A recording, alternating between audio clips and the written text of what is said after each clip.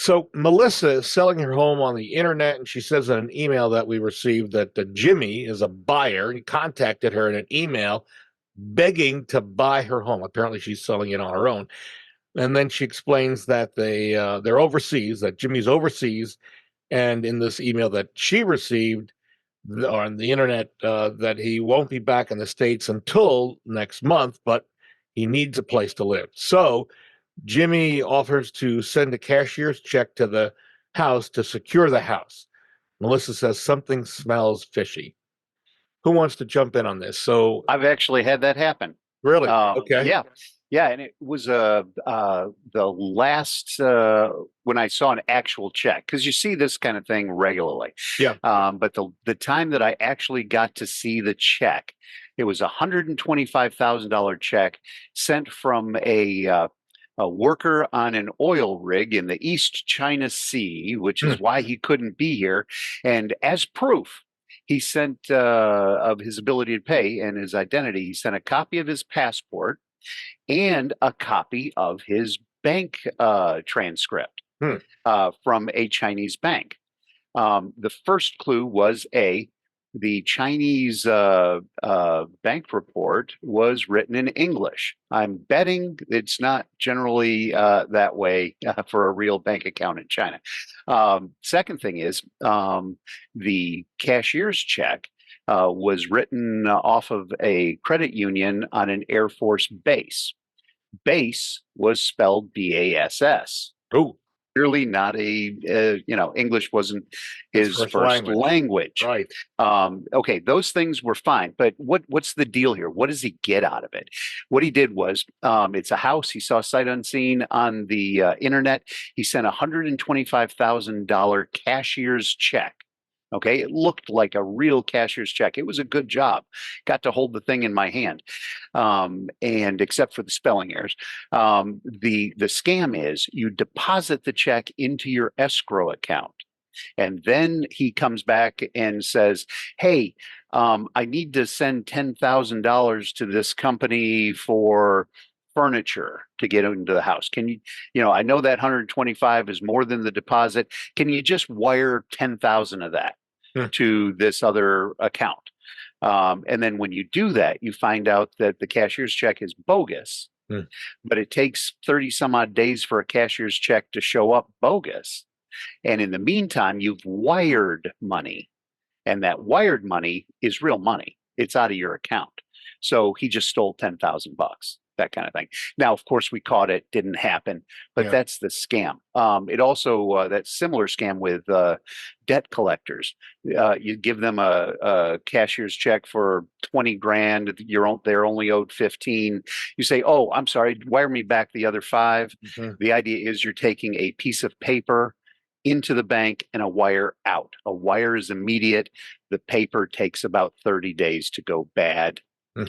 That's the scam. It seems like that's the basic scam in a lot of these that happens, Yeah, where they give you money and then they want money back. right. And they Yeah. always give you paper and they want it wired. Remember that, folks. That's the key. If you want to see a replay of this show, by the way, you can go to LouisvilleAnswers.com. That will take you to our YouTube channel where we post these shows. Again, LouisvilleAnswers.com. Steve, anything to add to that last one? I'm actually working with a person presently that's over in Iraq right now. Luckily there's no wiring involved. He is a legitimate borrower, but those types of things are out there where people from exotic locations are coming into our realm and having business interactions. So there are some legitimate, but boy, you just have to be so much more aware today than ever before. Yeah, Yeah, very and true.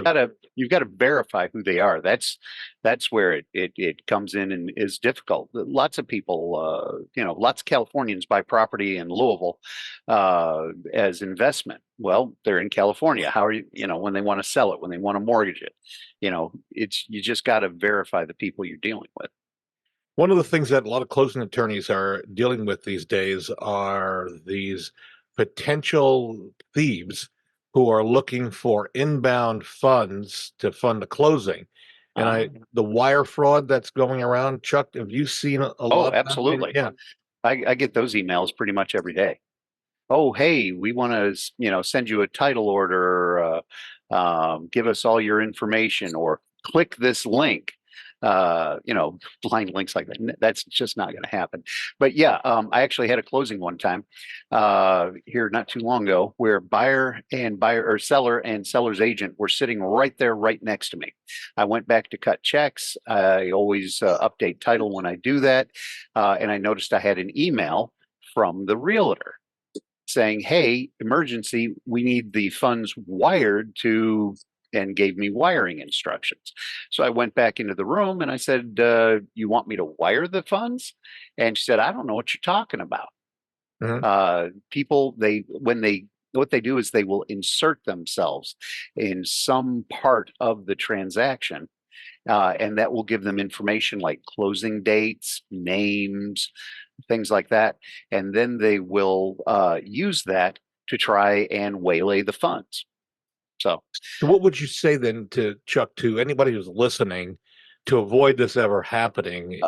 yeah, this Buying and selling. Yeah. this actually is the largest area of real estate fraud that I'm aware of. I keep getting notices every day from all the companies we deal with. There are things to do. Never take wiring instructions off the internet. Never. Just don't do it. What we use is a secure platform called Certifid, CERTIFID. And what we do is we will send, if you want to give me your wiring instructions, or you want our wiring instructions, we're going to send you a link to that site. You're going to click the link, you're going to go onto it, and it's going to ask you questions that they have developed from whatever sources they have. And if you answer those questions correctly, it'll send you on to the next page where you can either give me the wiring instructions or take the wiring instructions. But it will verify your identity. And I might add, it insures the transaction up to $1 million. So that's the only way you should do it. And even then, before you wire the money, you call the outfit that you're wiring the money to and verify that those are indeed their instructions. And you don't use phone numbers off the internet or off the email. Right. You go and you check from a third party source. So if I've got a mortgage company telling me, "Hey, we want you to wire X amount of money," well, first off, we're going to Certifid that number, and then I'm going to get on the internet. I'm going to find a website or their website, and then I'm going to get a number. I'm going to call the person and then verify the wiring instructions. Mary, realtor, and has had a buyer that gave her detailed financial records and personal information at their first meeting. Now, Chuck, this sends up a red flag for any of us who are realtors who deal with buyers on a regular basis. A red flag beyond, right? Big red flag. Yeah, like I said, my guy from the South China Sea, he was buying a couple $100,000 house out of Bullitt County, and he sent not only his passport but also his bank account records, savings account showing millions and millions of dollars. And it's like I said, it was a Chinese bank and everything was in English. You just know that's wrong off the top of it. But it's to instill some sort of confidence